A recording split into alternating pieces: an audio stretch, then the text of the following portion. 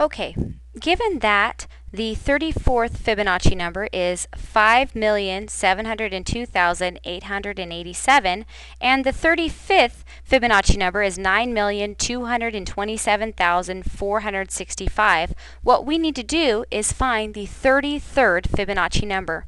Now, to figure out this problem, what we need to do is I have some of the Fibonacci numbers here, 1, 1, 2, 3, 5.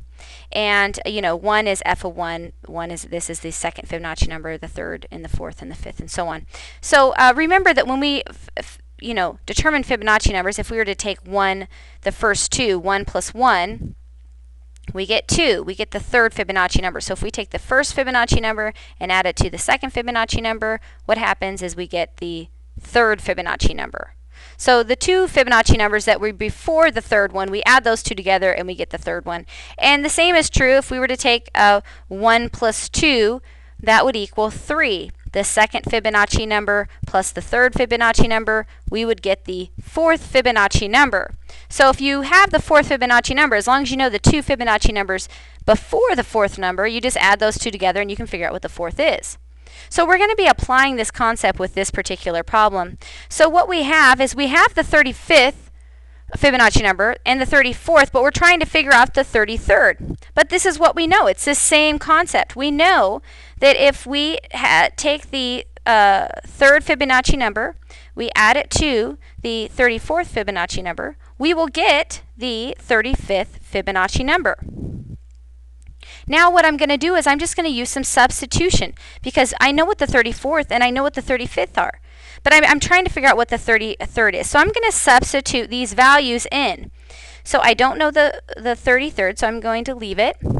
But I do know that the 34th is 5,702,887.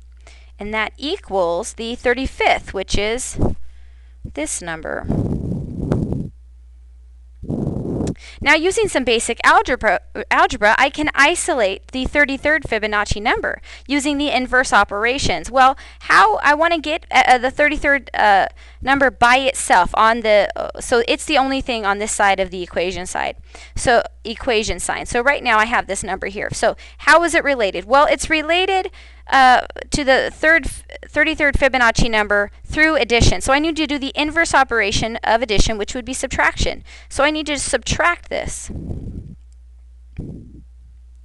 And remember, when we're dealing with equations, whatever we do to this side of the equation, we have to do that same thing to the other side of the equation. So, 5,702,887 subtracted by itself just cancels out and turns into 0. So what we have left is the 33rd Fibonacci number equals, so we subtracted there, we subtracted that. And when we subtract those two numbers, what we end up with is 3,524,578. And that's how you would determine the 33rd Fibonacci number. Now, in some of the problems you'll have to do, then it will ask you to find the 32nd Fibonacci number.